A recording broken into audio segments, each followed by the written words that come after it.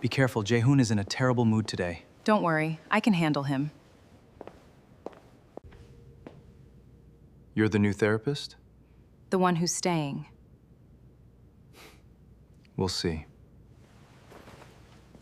Jaehoon Ryu had fired 6 physical therapists in 4 months. The 7th, a black woman named Dara Calloway, read his file in the elevator on the way to his penthouse and decided before the doors even opened that she wasn't going to become the 8th. The file was brutally simple. Jaehoon Ryu was the founder of Halcyon Systems, a technology company that had made him one of the richest men in the world. His estimated net worth was approximately $4.1 billion. 11 months earlier, a single vehicle accident had caused severe optic nerve trauma and permanent vision loss. Since then, he had resisted nearly every rehabilitation protocol prescribed to him. The final word in his file was the one that interested Dara most. Difficult. She had been working in physical therapy for 11 years, mostly in a public hospital in the Bronx. She had treated stroke patients, accident victims, people recovering from surgeries, elderly patients learning to walk again, and young people whose lives had changed in a matter of seconds. She knew what difficult looked like. Sometimes it looked angry. Sometimes it looked frightened. Sometimes it looked like a patient who smiled politely while quietly giving up. Dara suspected Jaehoon Ryu was all 3. The elevator reached the penthouse. When the doors opened, she found herself staring into a living room larger than her entire apartment building. Floor-to-ceiling windows stretched across one wall, but the curtains were completely closed. The lights were dim. There was no television playing, no music, no conversation. The place was almost unnaturally quiet. Pravin, Jaehoon's assistant, greeted her and gave her the kind of look people gave someone walking into a situation they had already warned themselves not to become involved in. He explained that Jaehoon knew she was there. Dara asked where he was. Pravin pointed toward the windows. Jaehoon was sitting in a chair facing the glass. He was dressed in an expensive charcoal suit, as though he had somewhere important to be, even though he had not left the apartment in days. He didn't turn when Dara approached. He simply said, "You're the new one." Dara looked at him for a moment before answering. She had expected arrogance. Instead, she heard exhaustion. She told him she was the new one who intended to stay longer than a week and suggested that they figure out how to work together. He reminded her that the previous therapist had said something similar. Dara didn't argue. She simply opened her bag and began preparing for the session. She had already read his file. She knew about the 6 therapists. She knew about the cancelled appointments and the unfinished exercises.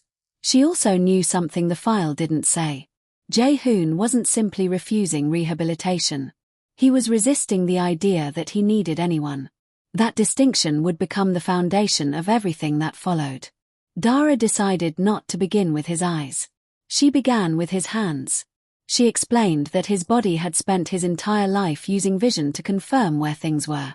His hands reached for objects because his eyes told them exactly where those objects were. His feet trusted the floor because his eyes confirmed the distance. Now his eyes could no longer provide that information. His body had to learn another way. She placed a resistance band in his hands and began with simple movements. Jaehoon immediately found the exercises beneath him. He had built a billion-dollar company. He had negotiated with executives, managed thousands of employees, and made decisions worth millions of dollars before breakfast. Now this woman was asking him to move his hands against a resistance band and tell her what he felt. To him, it was humiliating. To Dara, it was rehabilitation. That difference became their first battle. She didn't treat him like a billionaire. She didn't treat him like a victim. And, most importantly, she didn't treat him like a broken man. She treated him like a patient who still had work to do. That was the first thing about Dara that Jaehoon couldn't understand. Everyone else had changed around him after the accident. Employees became careful. Friends became distant. Family members spoke to him as though every sentence needed to be softened. Doctors gave him sympathy before giving him information. Therapists tried to encourage him.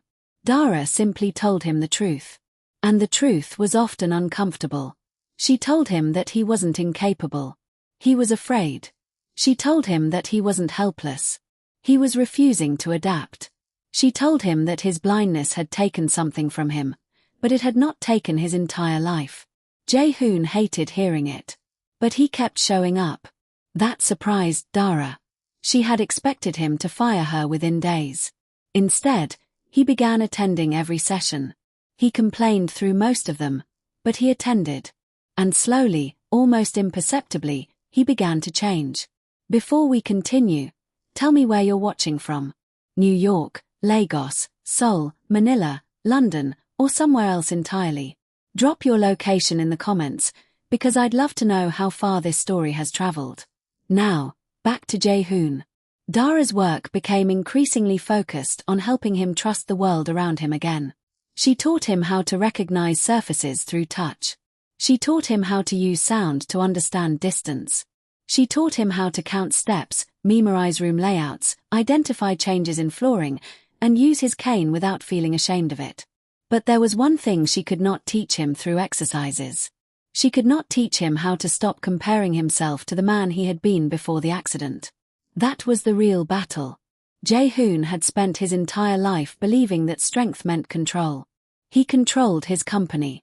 He controlled his schedule. He controlled the people around him.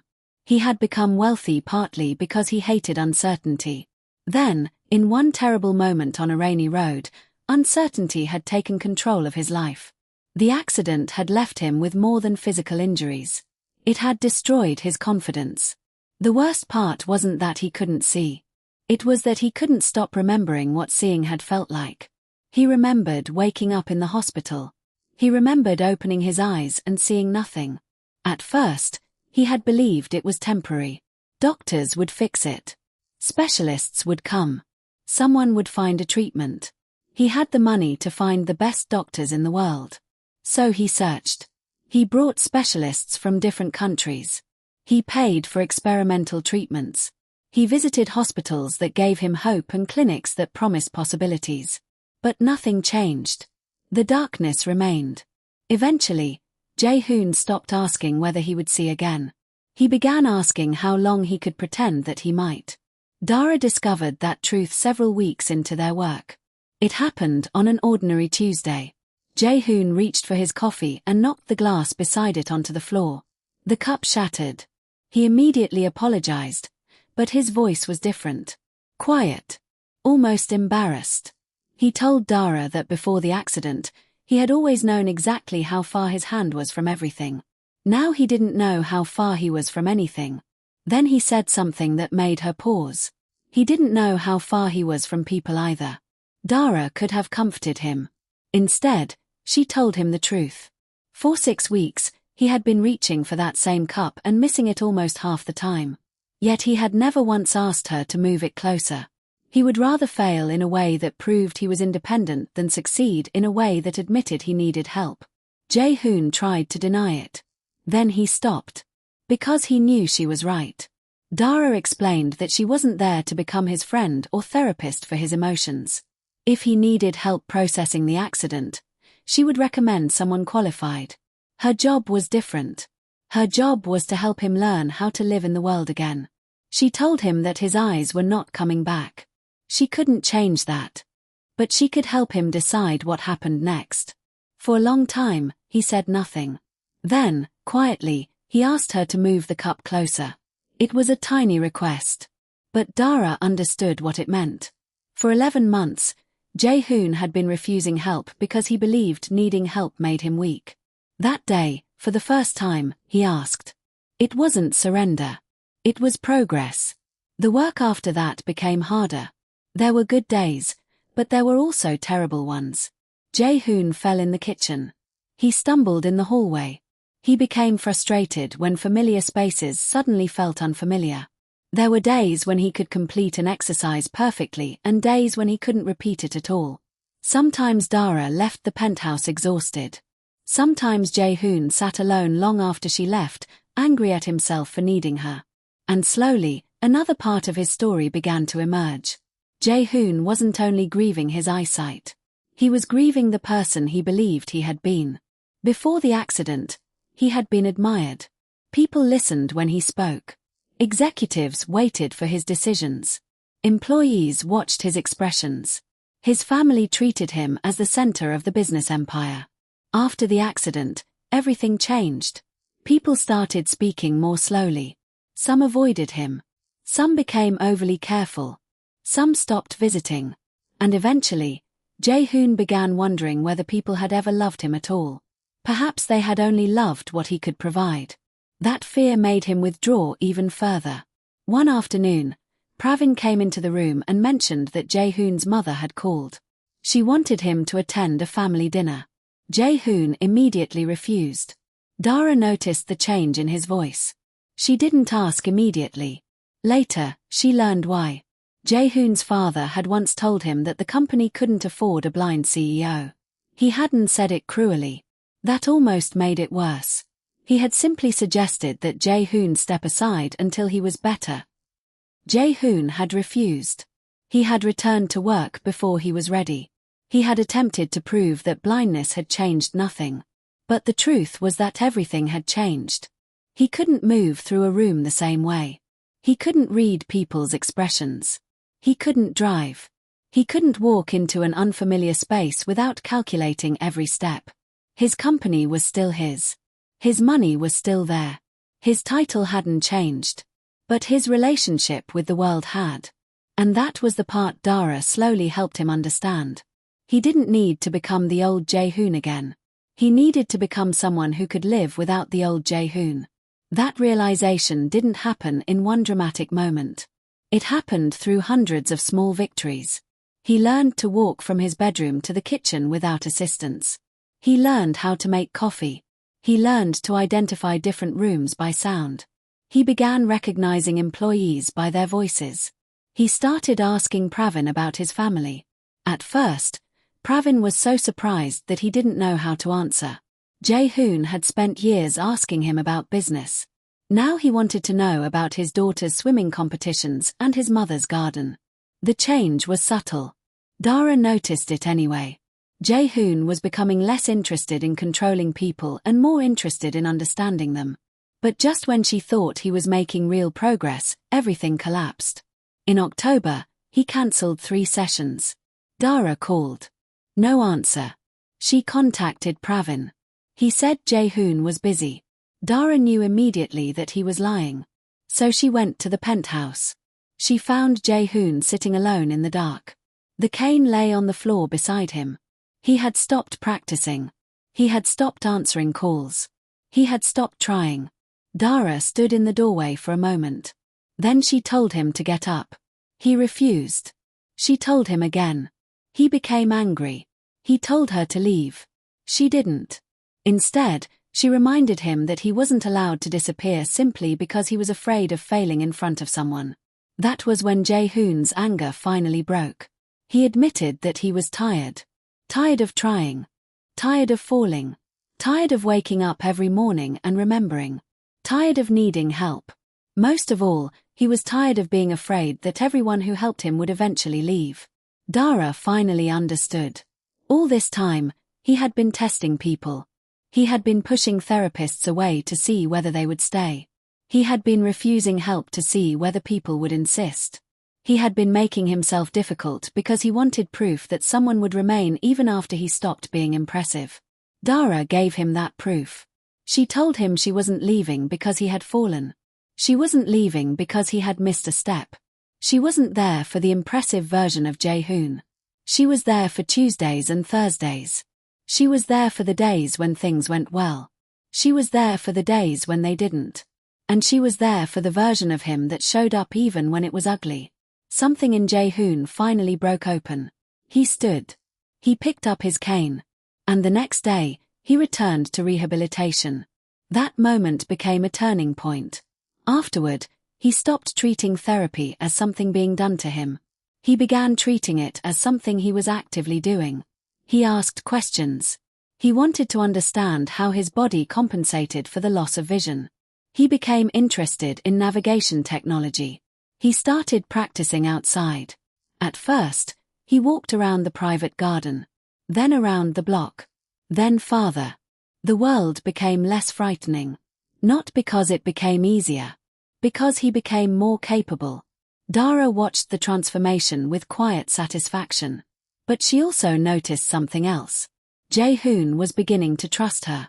Not simply as his therapist. As a person. He remembered small things about her. He knew when she was tired. He could tell when she had skipped lunch. He knew the sound of her footsteps. He even knew that one of her shoes occasionally squeaked. Dara denied it. Jaehoon insisted. Their arguments over the squeaking shoe became a running joke between them. It was a small thing. But those small things were what made the relationship feel real. They weren't patient and therapist every second of every day. Sometimes they were simply two people who had become comfortable enough to tease each other. And somewhere in that comfort, something deeper began growing. Neither of them named it. Neither wanted to. Dara understood the professional boundaries. Jaehoon understood that he was still vulnerable. Neither wanted their connection to become confused with dependence. So they continued working. By spring, Jaehoon could cross a room without his cane. He had developed a rhythm built from memory and sound. He could identify people by their voices. He could navigate familiar spaces. More importantly, he had stopped apologizing every time he needed help. That was the real victory. Not walking. Not balance. Not independence. Acceptance. He finally understood that accepting help didn't erase his strength. It allowed him to use it differently. One afternoon, Jaehoon and Dara sat outside. The sun was warm. The city moved around them. Jaehoon couldn't see any of it. But he could hear traffic. He could hear birds. He could hear people walking. He could feel the warmth on his face. Dara asked him whether he missed seeing. He said yes. Of course he did. But he no longer spent every waking moment trying to recover what couldn't be recovered. That was when Dara realized how far he had come. He wasn't celebrating blindness. He wasn't pretending it was a gift. He simply wasn't allowing it to define every moment of his existence. Then he asked her a question. He wanted to know what she had seen when she first met him. Dara told him the truth. She had seen a man sitting in a dark room with the curtains closed. He asked what she saw now. She told him she saw someone who had finally opened them. Jaehoon smiled. The curtains had actually been opened that morning. He couldn't see the difference. But he could feel the sunlight. And somehow, that was enough. Near the end of their contract, Jaehoon asked Dara to meet him in his office. She found him standing beside the windows. The curtains were open. He told her that he wanted to build something. He handed her a proposal. Dara read it carefully. It was a plan to establish a major rehabilitation program at the public hospital where she had spent most of her career. The same hospital where she had watched positions go unfilled because of budget restrictions. The same place where patients sometimes had to wait too long for therapy. The same place where Dara had spent 11 difficult years helping people rebuild their lives. Jaehoon wanted to fund the program. Not a small donation. Not a publicity campaign. A complete rehabilitation center. Staff. Equipment. Training. Resources. Long-term funding. Dara immediately became suspicious. She asked whether this was gratitude. Jaehoon said no. He told her it was the first thing he had wanted to build since the accident that wasn't about proving he could still accomplish something. He wanted someone else to get the help they needed before losing hope. Then he told her something that stayed with her. He wanted someone else to get a Dara before they had to fire 6 other therapists first. She laughed. But she also understood what he was offering. It wasn't charity. It wasn't repayment. It was continuation. Jaehoon had taken the most painful experience of his life and decided to use what he had learned to make someone else's journey easier. Dara asked for a week to think. She spent that week thinking about everything. Her patients. Her son. Her mother's medical bills. The years she had spent working in an underfunded hospital. The people who had needed help and couldn't get enough of it. And Jaehoon. She thought about the man who had once believed that needing another person was weakness. The man who had sat alone in darkness because he was afraid people would leave if they saw him struggle. The man who had fallen and gotten back up. Eventually, she returned to the penthouse. She accepted. But she had conditions. She wanted control over the program. She wanted to choose the staff. She wanted the center to serve people based on need, not status. And she didn't want Jaehoon's name plastered across every wall. He agreed to everything. Then she asked how much he intended to invest. He gave her the number.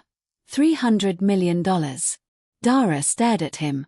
She reminded him that they were building a rehabilitation program, not a city. Jaehoon laughed. For perhaps the first time, she saw him genuinely enjoying the moment. The center eventually opened. Jaehoon refused the attention. He didn't want cameras. He didn't want reporters calling him an inspirational billionaire. He didn't want people telling a story about how he had overcome blindness. Because he hadn't overcome it. He had learned to live with it. There was a difference.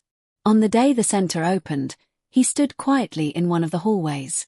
He listened to the sounds around him. Cane taps. Footsteps. Therapists giving instructions.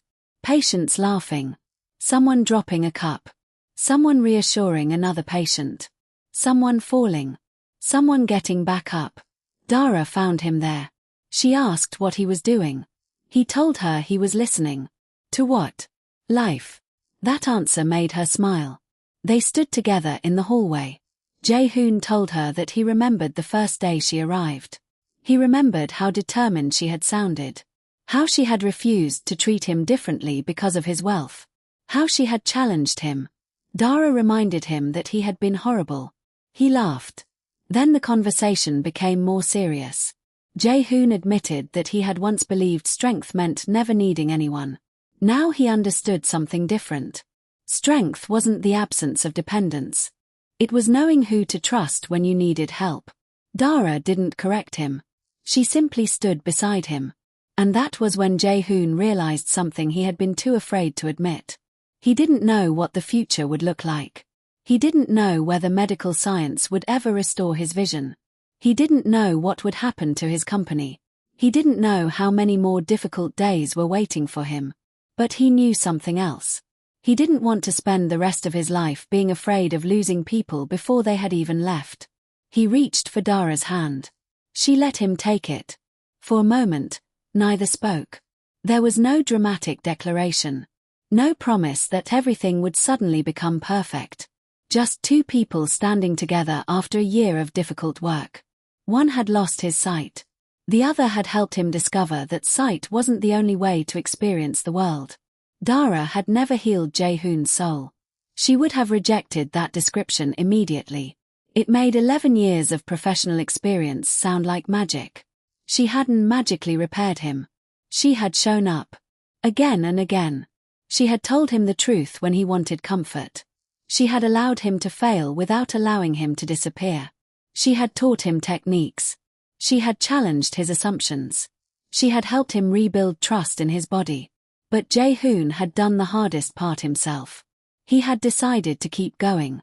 He had learned to stand. He had learned to walk. He had learned to ask. He had learned to trust. And eventually, he had learned to live. Months later, they sat outside the rehabilitation center together. Jaehoon remembered the first day. He remembered the dark penthouse. The closed curtains. The expensive furniture. The silence. He remembered believing that everything important in his life had already ended. Then he remembered Dara walking into the room with her resistance band and refusing to pity him. She had told him that she wasn't there to handle him. She was there to work with him. He smiled at the memory. Dara asked why he was smiling. He told her that she had been the most irritating person he'd ever met. She laughed. Then he reached for her hand. He asked whether she was still there. She told him she was. And that simple answer meant more than either of them realized. Because for 11 months, Jaehoon had lived with one terrible fear. That once he stopped being impressive, people would leave. Dara had proven otherwise. She had stayed through the falls. The anger. The silence. The cancelled sessions. The failures. The fear. She had stayed long enough for him to understand that he didn't have to be impressive to be worthy of someone's presence. Jaehoon squeezed her hand. The sun was beginning to set. He couldn't see the colors. But he could feel the warmth disappearing from his face. He could hear the city settling into evening. He could hear footsteps passing nearby. And beside him, he could hear Dara breathing. He didn't need to see her to know she was there. That was the lesson he had spent an entire year learning. He had once believed that blindness meant living in darkness.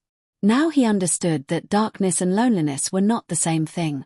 A person could live without sight and still experience connection. A person could lose control and still have a life. A person could need help and still be strong. And sometimes, the person who helps you stand isn't the person who saves you. Sometimes, they're simply the person who refuses to leave while you learn how to stand again. Jaehoon had spent years building an empire because he believed security came from having everything under control. Then one accident took away the one thing he couldn't buy back: his sight. But in losing the ability to see the world, he discovered how little he had actually been seeing before. He had been looking at people's faces instead of listening to their voices. He had been measuring relationships by usefulness. He had been confusing independence with isolation. He had been so determined never to need anyone that he had forgotten what it meant to let someone stay. Dara changed that. Not by saving him. Not by fixing him. But by refusing to let him mistake his fear for his limits. And that was why, when people eventually asked Jaehoon how he had rebuilt his life after losing his sight, he never mentioned the doctors. He never mentioned the expensive treatments. He never mentioned the billions of dollars he had spent trying to recover what was gone. He talked about the first person who walked into his dark penthouse and refused to pity him. The therapist who told him to get up when he wanted to disappear. The woman who reminded him that falling didn't mean failing. And the voice that kept telling him, step by step, that there was still a world waiting for him. Jaehoon never got his old life back. He got something different. Something quieter. Something more honest. He learned that there are things you can see without eyes. Fear. Kindness. Loyalty. Love. And sometimes, the most important things in life are the things you only notice after the lights go out. Jaehoon couldn't see the sunset that evening. But he smiled anyway. Because for the first time, he wasn't waiting for the darkness to end. He had finally learned how to walk through it. And he wasn't walking alone.